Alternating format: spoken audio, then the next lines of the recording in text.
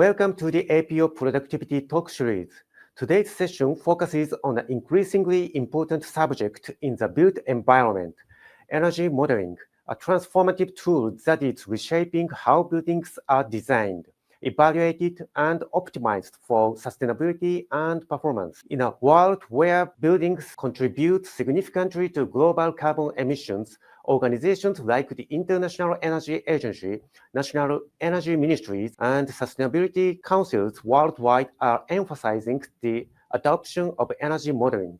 Clients today also expect buildings to be green certified, not only for environmental benefits, but also for government incentives and long-term operational savings. However, despite growing recognition, every energy modeling is still underutilized in many regions due to perceived complexity, lack of data for older buildings, and limited skilled manpower. Yet its value is undeniable, helping both new and existing buildings operate with lower energy costs, reduced carbon footprint, and improved resilience. Architects, engineers, and policymakers increasingly rely on energy modeling to make informed decisions, simulate performance outcomes, and design cost-effective low-carbon interventions. I'm Tomoyuki Yamada from the APO Secretariat, and I'll be your moderator for today's program. We are delighted to welcome Dr. Sonal Desai, an accomplished expert in international energy modeling projects with significant experience across Asia, Africa, Japan, and the Middle East. Her portfolio includes work on energy analysis, carbon footprint assessment, life cycle assessment, and green building certifications. She is also a certified energy auditor and a lead green associate. Dr. Desai, good morning. Very good morning. Thank you very much for joining us today. The floor is now yours for your presentation. Thank you. Thank you, Tomoyuki, for this opportunity to share about energy modeling for smarter and greener building. It's a very much emerging direction, and it's a very promising field for those who are interested to work in energy analysis as well as energy conservation.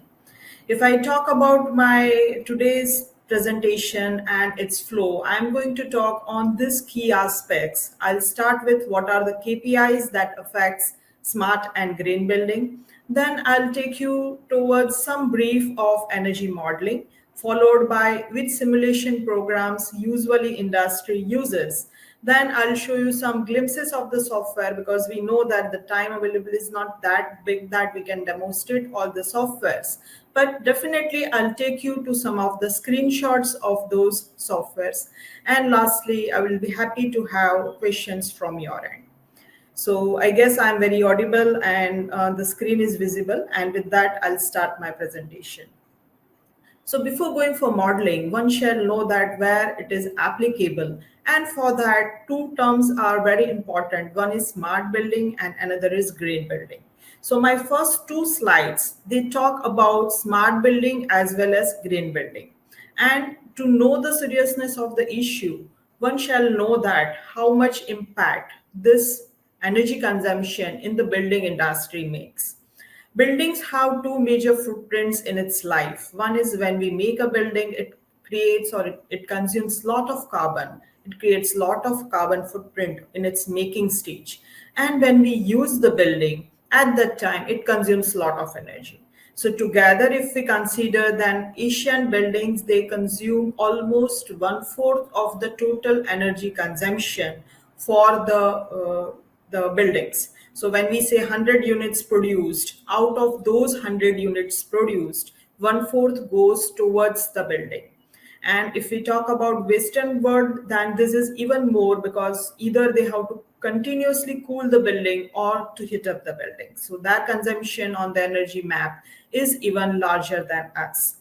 Another thing which is making this requirement mandatory is most of the buildings, they are less efficient and they are constructed way before 2000. So over that, during those era, energy conservation was not that big a requirement. So in totality, if I summarize this slide, then buildings are creating a lot of GHG emissions, and to make them energy efficient, energy modeling is one of the important tools. As I just said, Building has to be smart and has to be green. So before diving deep, let me tell you what is smart building. Smart building is when we have automation in it. Automation over here is when we have automation applied to HVAC, lighting, security, optimizing operations, and there has to be minimal manual intervention. Then it is a fully automated building. Then all this has to come through seamless communication. Could it be a Wi-Fi protocol or any other type of protocol? But ultimately, it has to integrate the requirement. This will create a lot of data, and that data has to be stored and has to be analyzed in such a way that it makes building more and more optimized. And its final goal is it has to make a building more and more energy efficient. In a simple word, when we are talking about HVAC system in the building, if it is having all four pillars integrated, it will be able to sense the correct requirement, modulate the requirement, foresee the maintenance problems, and ultimately make building smarter as well as energy efficient. So these are the four basic fundamental things for a smart building. And when we talk about a green building, universally there are multiple, more than 70, 80 standards which defines building as a green building. Could it be through state or country compliances, or could it be through national requirements, or could it be through certifications like LEED, BREEAM, or any country-specific green building certifications. But ultimately, their key performance are whether the building is energy efficient, how much energy generated is utilized, how indoor and outdoor are maintained, how material is used in making the building, what is the design efficiency in the building, how the waste is managed, and how the site planning and orientation is done. So energy modeling is something that bridges both the things together. It makes a building smarter as well as it can make a building towards green building, and it a way step ahead of that, it can even make a building net zero building. So after showing a fundamental requirement, I will take you towards some of the fundamentals of energy modeling. Again, it's a deep subject and cannot have a total overview shared in just 30 minutes of time. But again, I'm pretty sure that whatever I'll deliver over here, that will make you more inquisitive and you will follow for more details to know more on energy modeling. So just like other computer simulation program, energy modeling is again a computer-based analysis process wherein when we add certain input data, it computes the energy consumption and ultimately give us the footprint of the building that yes, my building is going to consume this much. You can equate it to a car which is giving you a certain mileage, that when you are going for a car, then you know that this car is going to give me this much mileage. Same way, when you are making a building, you can evaluate it and then you can foresee that how much a building is going to consume annually and how much greenhouse gases it is going to create. So this is about energy modeling, basic of energy modeling, why it matters, how it will be helpful, because all the science has end question is how it will be beneficial to one and to the ultimately to the earth. So it helps to reduce the cost because it produces the results. They are in form of energy consumption. So we can anticipate the performance of the building even before making it, and hence we can make certain changes at a design stage and then we can reduce the consumption and ultimately cost of the building. It helps to improve the efficiency at a design or at upgradation stage. Like we can take the decisions like how or which type of HVAC system or what lighting density requires or what smart material can be integrated or what better insulation can be used. So these questions can be answered well with the use of BEM. It also helps to enhance occupants' comfort because it has a direct relation with the fresh air intake, indoor air comfort conditions, and hence it helps to enhance the occupants' comfort condition, and ultimately to the productivity of them. And by and large, it always supports sustainability, because whenever we are having our key performance indexes as minimization of energy use of better materials, recycling the material, it ultimately leads us towards sustainable solution. So, who needs a energy modeling softwares? Those who are looking to have life cycle cost analysis, those who are at a lead or BREEAM design stage or any other certification design stage, those who are working for any compliances, they are all in need of energy modeling. And ultimate beneficiaries of this energy modeling process are building owners, engineers, manufacturers, those who are using the buildings, and ultimately to the environment. So we can say that this process is helpful to all who are occupying the building.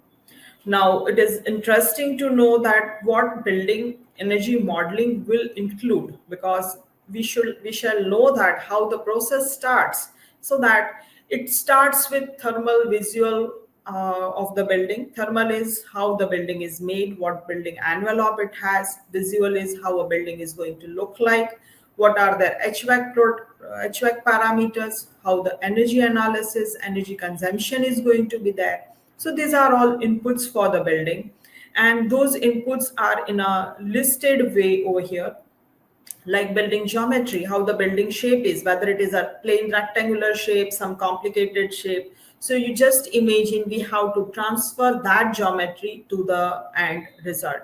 Then the building orientation. Orientation over here, it means that how the building is oriented. Suppose there is a sun path, then with respect to that sun path, the building is facing that sun path or perpendicular to that sun path. That is what is orientation means. Then the building material used, starting from outer layer to inside layer, all the material, civil construction material they will be used, they are part of it. Building facades like glass frontage is there, or all other types of facades, they will be there. Climatic parameters like where the building is going to be installed. Suppose we are talking of Japan, and in particular one city of Japan, then over there we have to consider its weather file. This weather file will have last 30 years data. So in last 30 year of time span, what was the weather in January to December, from all the parameters point of view, could it be a temperature, humidity, rainfall, solar radiation, and just like this more 15 parameters are there. So all those climatic condition needs to be studied. Then what will be the indoor condition, whether the building is office building, residential building, or some auditorium is there. So all type of occupancies, their schedules, their activities, all this we have to add. So you can just understand that we are making building as realistic as its actual building inside the software simulation process. And when we put all these things together, we will end up with the result, and that result is, it will give us a final energy consumption. So what I have just said, they are being tabulated in this table over here. So the procedure starts with collecting the data, because we know that energy modeling that will be done by a person who is handling energy, and building will be designed by architect or a civil constructors. So the modeler has to collect all those details. Could it be building drawings? Could it be all the other informations? Then from MEP, they will have to collect all the HVAC related and energy related data, and then finally putting all together with the necessary information like who are going to occupy it, how many people are going to be there, what will be the schedule of the building, whether it will be operated from 9 to 6, or it will be occupied more during end hours like a shopping mall or a commercial complex is there. Then it will be occupied more towards late night. So that way it has to be occupied. So when we put all these details together, finally we'll have to run the simulation, and it will generate the output file, which will have how much energy consumption. And again, we can add lot many scenarios. Scenarios are like we can change those building in a multiple way. So what we call is what if scenario. Suppose the building is oriented towards the north, we tilt it towards the west. What is going to be the performance? the building has got a package air conditioning system, but we change it to the chiller system, then what is the consumption? Suppose we install a PV panels on the rooftop, then what is going to be the reduction in the energy consumption? So just like that, there can be a multiple scenarios, they can be adapted, and we can have multiple iterations carried out, and it will ultimately lead us towards optimized solution for the building performance. So here I'll quickly go through 5, 6 slides. They are talking about the technical terms, and they are more relevant for the engineers, those who will be working on it. And they are like, what are the construction layers, like how the building is made of, what are the individual layers of material, insulations, they are there. What are the equipment sizing, like what types of equipment are there, their sizing. Say for example, there is a hot water system, then that hot water system is designed based on the occupancy, how much hot water is required per person, or a total capacity is given. So like that, we have to give all the designs. All simulation programs, I would like to say, they are smart enough to auto calculate the capacity, but it's always best if we give the realistic data, because it's ultimately what we give into the software, it comes out from the software. So we have to be as realistic as possible. Then there has to be hourly simulation, like we run this softwares 8760 time, that is we are running on hourly basis. Suppose somebody is having a research front, then they can even fragment it for 5 minutes or for 1 minute of time to get more details. The advantage of this is we can have a realistic data, like what is going to be the peak consumption in summer, or what is going to be the peak heating load during the winter. That type of analysis can be done. So input files are all those details we provide, starting with the 2D drawing. We receive a CAD file or a Revit file from the architects or designers, and then we input it to the software, and ultimately we bring out the results. Output files, they will be again based on the simulation software. They will be of different types, but they ultimately talk about the energy consumption, and if we are adding the cost, then it will also give us the how much cost or how much is the money required to run the building. Schedules are, we are defining where and how the building is going to be occupied. That are the schedules of the building. Thermal zone is the most important definition when we talk about building energy simulation, because it ultimately has a major role to play on energy consumption. So it's basically a bifurcation of the building, inside partition of the building as per the HVAC drawings. Like how many rooms are connected with the single air handling units. They are all deciding thermal zones. Weather files, like I just said, that from last 15 year to last 30 year weather data file, they will be taken as an input to the building, and it helps to make a building consumption as realistic as possible. Simulation engine is always a heart of the system, and based on it, there will be ultimate output is created. Visualization is how a model of BIM that will look like. It will not be similar to the CAD or Revit model, because here we are not making a beautiful building, but here we are making a building energy consumption. So it will give us approximately similar building visualization, but it helps to give us the other energy aspects. Okay, so if I take you towards the journey of different tools, they are doing the energy simulation, then these are some of the tools which are used worldwide.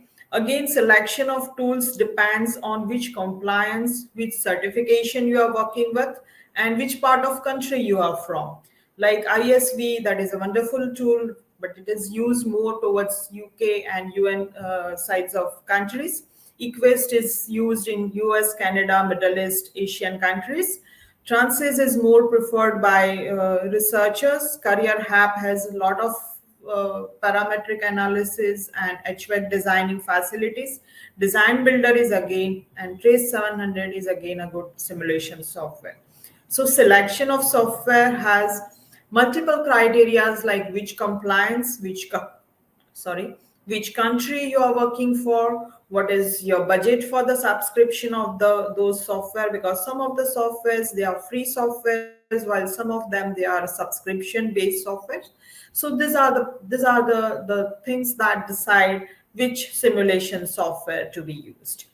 Now I'll take you towards how simulation program works, and then followed by that we will have a quick view of certain softwares. So as I just said that we have to pour details to the simulation engine so it can ultimately calculate energy consumption of the building. So if we start with the building details, then we have to first decide where my building is located, which city is there, which country is there.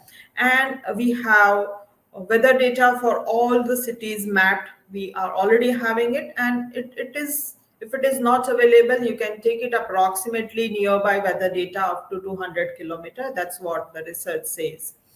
Then we need to have how much area is there, then all building details like what is its footprint, how it is built, what is its height, how its glazing details are there. So all the building related details, that is the first part we required. Then second part is we have to divide the building from materialability, that is which materials are used, what are the properties, how good they are to transfer the heat or how good they are to insulate the building. What if the solar radiation falls on the glazings, then how better it can absorb. So all heat transfer related issues, that is into materiality. And then HVAC, that is heating, ventilation, air conditioning system, wherein it will talk about all the systems which maintains indoor comfort condition compared to outdoor condition. Could it be a heating in a cold climatic region? Could it be a heating in a cold, sorry, I said in a reverse way. Could it be a heating in a, when the outdoor is very cold? It can be a cooling when the outdoor is high, or it can be in a temperate zone. So all those details related to HVAC, any other equipments, like there can be a lighting equipment, there can be other plug loads or any other equipments, they have to be added. Then what is a thermal need, that is exactly how much heating cooling is required.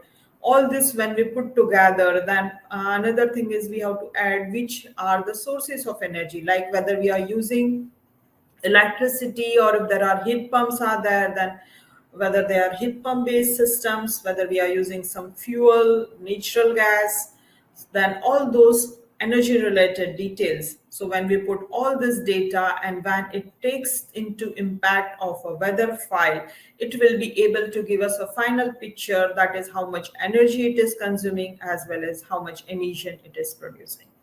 I believe I'm able to convey how the energy modeling works so far, and to whom it is useful, as well as what are the benefits of that. So just to summarize the end application, or to whom it is really helpful, it is helpful to research, it is helpful to policy development, like what is going to be the net zero policy of a country, that can be based on this results. It is also helpful to utility incentive calculations. Many countries gives benefits in tax as well as benefits in utility bills when they are having energy conservation adapted. So to prove them, energy modeling is a good tool. Whenever we are applying for green building certification, we have to calculate minimum energy performance calculations. So whether it could be a LEED, BREEAM, or any country specific, like for Australia, it's Green Star, or for Canada, it's different. So for them, how to do those calculations, that can be done using the software. For all code compliances, state level compliances, it is required. And of course, if you are not having earlier requirement, but just to test your building, that before making it, I am looking to predict how much building is going to consume and I want to reduce it seriously. So for them also, this is a very good tool. So this was all about how energy modeling is useful. This 2-3 slides, they are about if we are adopting this process at design stage, what changes or what impact can it bring. So when I make energy modeling at a design phase, it will help me to have a better orientation selected. If I have a freedom available to change the orientation of the building, then I can seriously follow the sun travel sun path, and then accordingly decide the building exterior as well as orientation, whether to have a glass facades located on which side of the building, how to orient the building in a which particular direction, that can be identified based on this. So both the analysis are possible, building envelope as well as orientation. Then we can also decide how much daylighting a building will receive at a design stage. Again, some of the softwares, they have inbuilt facility of daylight simulation also, wherein we can evaluate what is the daylighting factor. That is how much natural light is going to be achieved inside and how much will be our reliance on artificial lightings. That can be very well evaluated.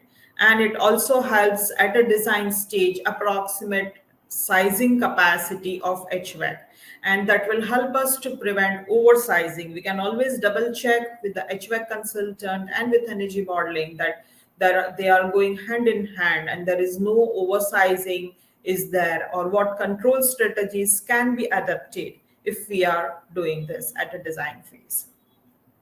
Saying said, I don't mean that energy modeling is not helpful in existing building. It is equally helpful in existing building.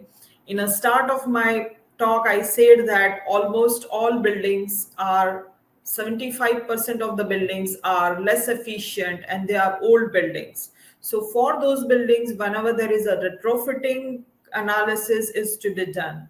Retrofitting over here, I means that maybe some part of the building or some system of the building needs to be changed. It can be a change in the HVAC system, change in lighting system, or adding more insulation, having better roofs. So those kind of decisions can be well evaluated using energy modeling tools, and ultimately they can be implemented. And again, it can optimize the operation. Many times it has been observed that if the BMS is not installed or if the building is not monitored properly, there is more than required consumption found in the building, so that can be minimized even for existing building. Saying so, now my time is to take you towards different softwares which can run this simulation, right? There are around in the world around more than 20-25 software I have observed, but 3 or 4 of them, me and my team, they are convergent and then we use it for our clients. So I'll take you 3 software glimpses. First, I'll start with Equest, then I'll show you ISV, and then I'll demonstrate Open Studio. They are from different regimes of the world, so of course their design and their executions, they are different. They have some peculiar pros and some cons are also there, some of them. First and the third one, they are freeware software. The ISV, that is a subscription based software. Their simulation engines, they are also different. So if I just first talk about Equest, Equest is from DOE2. Earlier it was a DOE2, Department of Energy from USA. Their strength is first and foremost is it's a free tool, but at the same time it has a negative that it's not having new updates. So last version available is 3.65 and that is being used. Its user-friendly interface, its graphical user interface is quite easy. So those who are learning for first time, they can definitely start with Equest. It is quite useful.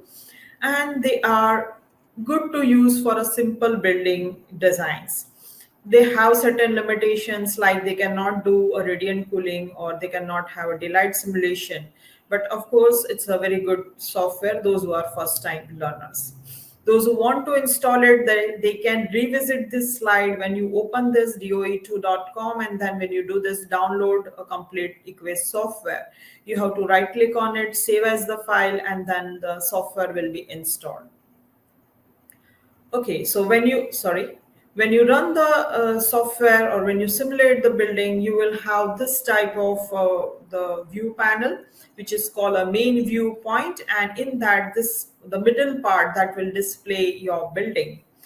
Then over there, just like other softwares, here again some icons are there and some play buttons are there. So once you are conversion with the software, you can catch them well. But again, like file options are there, edit options are there, run simulation options are there. This particular yellow button, that is for a run simulation one. And over here, these are some legends. By changing them, you can change more about the building. And in the bottom, this is the most important part, that is action toolbar, where the number 9 is written. Over there, you can take different actions, and it will take you to a different modes. Like you can change a building wizard, you can go to energy wizard and all.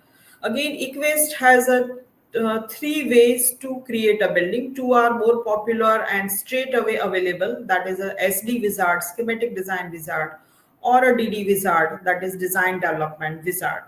So depending on a type of building, if it is a simple one, you can go with SD wizard. If it is a complicated one, you can go with the DD wizard. And those who are actual modelers, they basically work with a detailed edit modes. So when you open any wizard, you will be taken to a window wherein you will have to add basic details of the building, like what is where the building is located, what is the type of building, like it's an office building, residential building, multi-family building, like that. Which year of simulation you are targeting, building area, its type of cooling, whether it is a DX coil or a chiller is there or a heat pump is there. Same way, what are the heating facilities are there. So when you are on a first screen, maximum information on the SD wizard you have to add.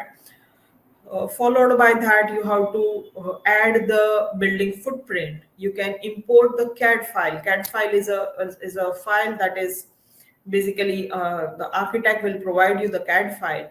That CAD file will have a building drawing, so you can match the units and then bring that file over here, and then you have to simply trace it in anti-clockwise direction.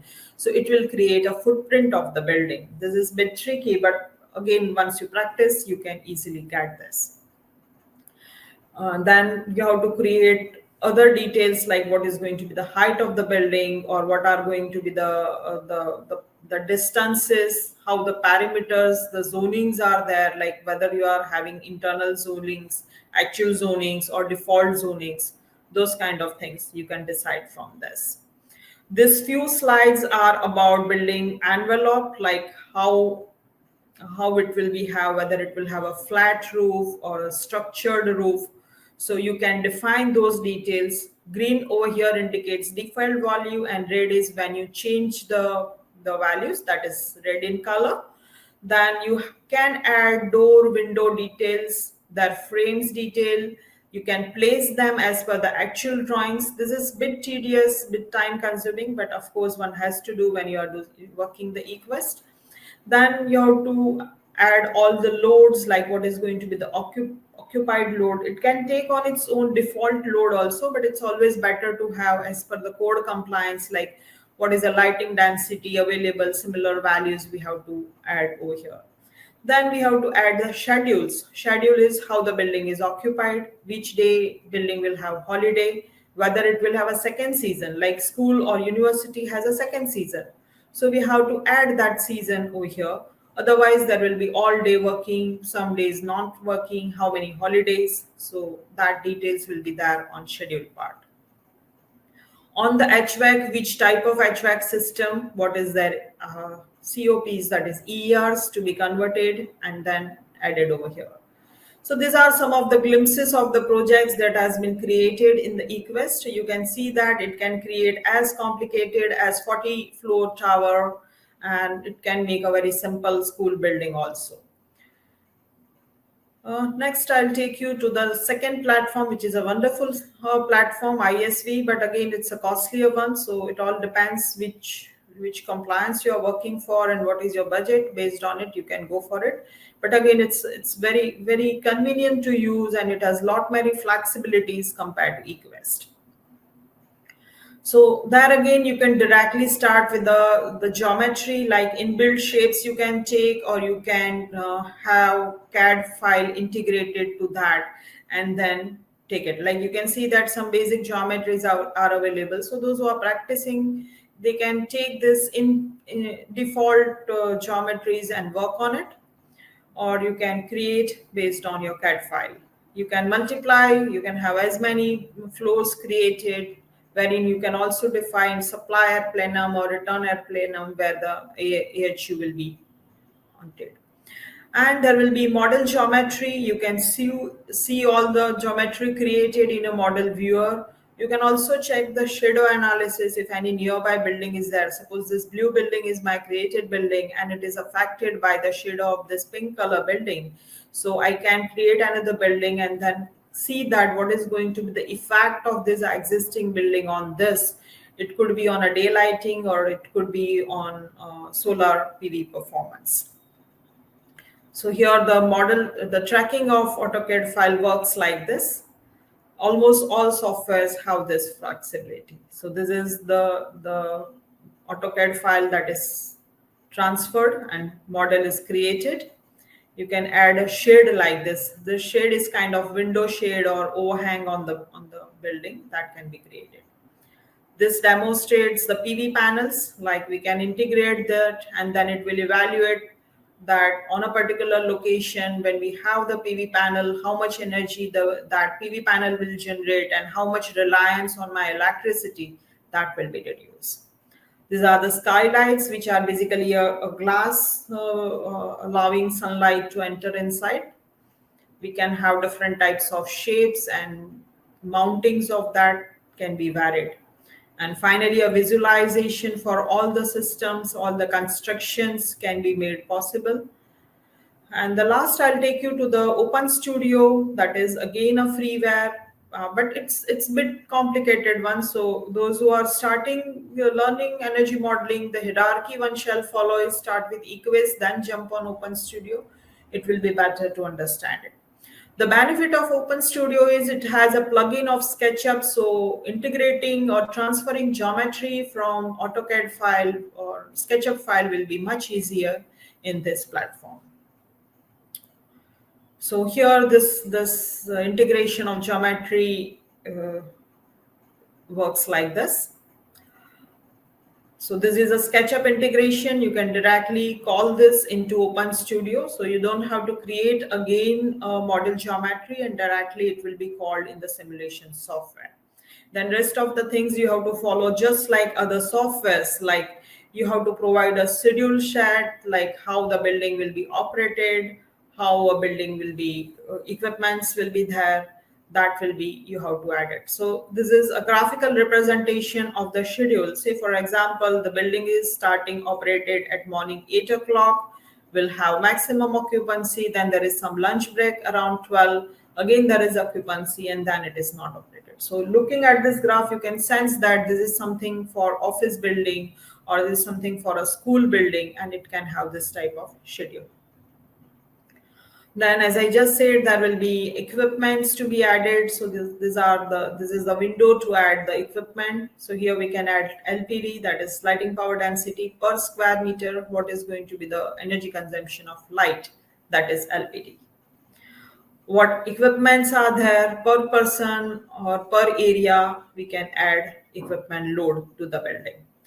So this was all about the overview of all three softwares. I have listed on coming 2-3 slides common questions which usually learners or users ask. Again, I have tried to answer them. There can be, at my level, there can be better answers.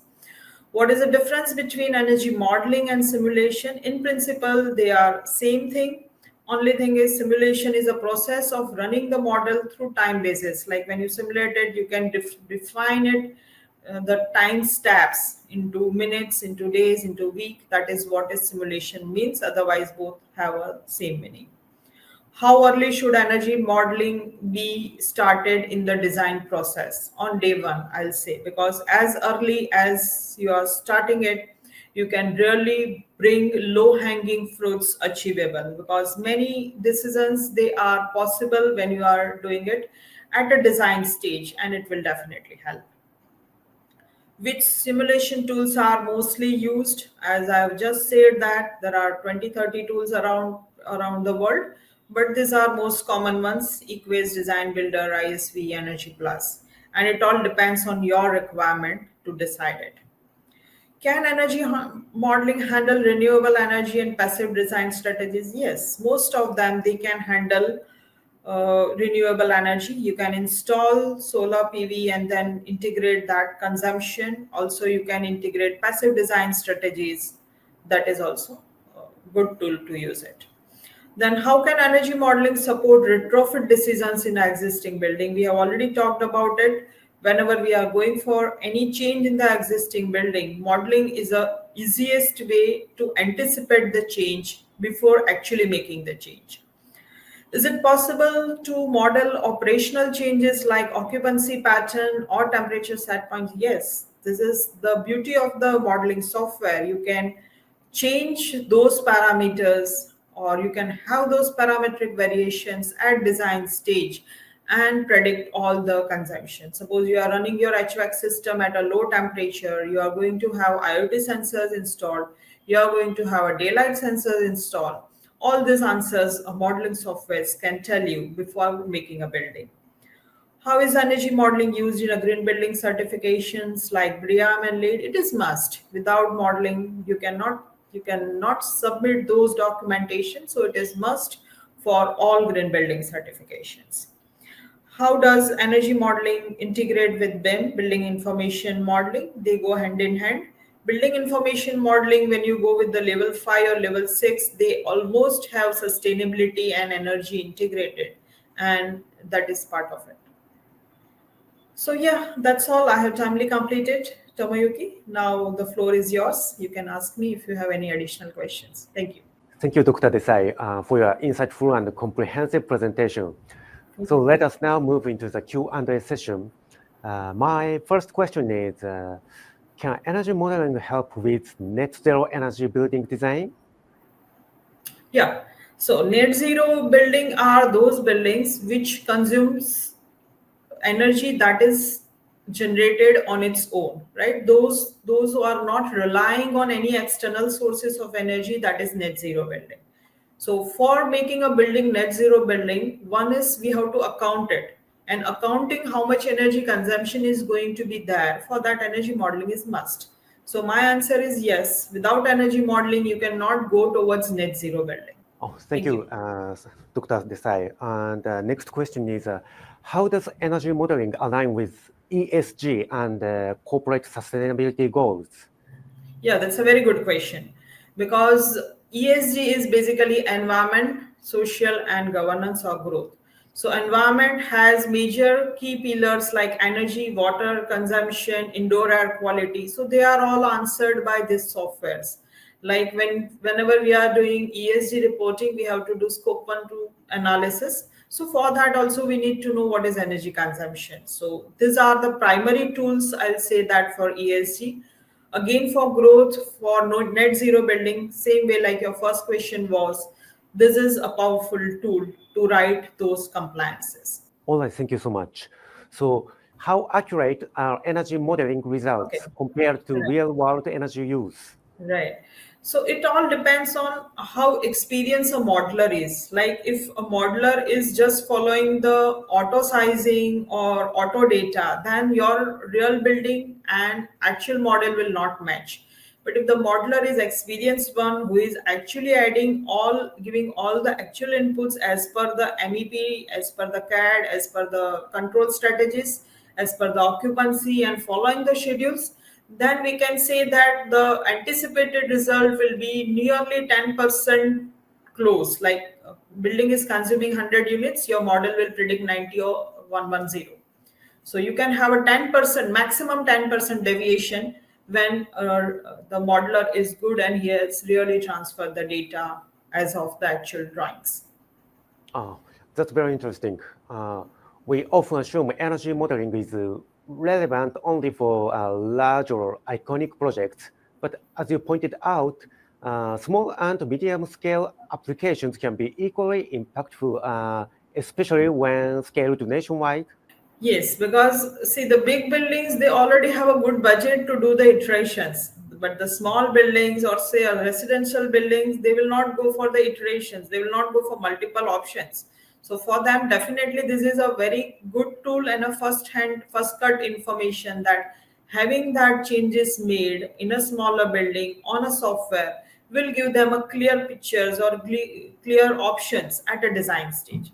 So for all the size, whether it is a small size or even for a large size, modeling applies equally well.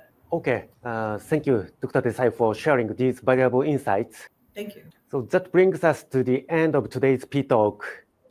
We sincerely appreciate your time and expertise. To our viewers, thank you for joining us. Please subscribe to the APO YouTube channel for upcoming sessions. Stay safe, stay productive, and we look forward to seeing you again. Thank Thank you you. very much.